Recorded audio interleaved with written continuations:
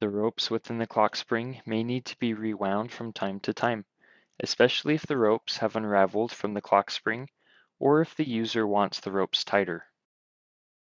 Before you attempt to route the ropes through the clock spring, first seat the carriage in the home position and disengage the resistance system by pulling up on the resistance knobs. Next, release the tension in the clock spring so that it can be safely removed. To do this, make sure the carriage is still at the front of the machine. Then pull the carriage latches and slowly guide the carriage towards the rear of the unit. This will prevent the clock spring from spinning too fast all at once, which could cause the rope to further unravel. Next, use the T30 Torx driver that was included with assembly to remove the single bolt that attaches the clock spring to the carriage. Then set the clock spring to the side. Before routing the rope, identify if the rope is properly threaded around the clock spring cleat, and that the rope is routed in the direction as indicated by the arrows on the plastic.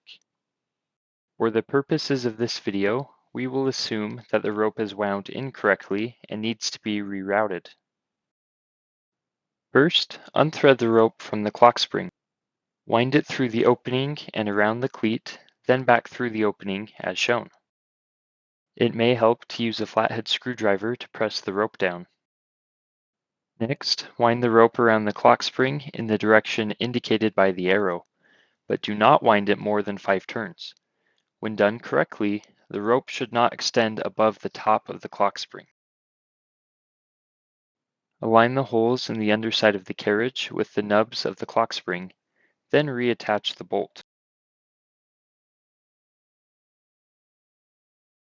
Lastly, eliminate slack between the latch and the clock spring by pulling up on the latch and feeding the excess rope away from the clock spring as shown. Keep in mind that there will still be some slack in the ropes when the carriage is near the end of the unit, even when the rope has been routed to the top of the clock spring. Remember, there are 2 clock springs, one on each side of the machine, so you will likely need to repeat this process for the other side. Ensure that the rope is wound the same number of times around each clock spring. Keep in mind that the ropes will be routed in opposite directions as you move from the left clock spring to the right.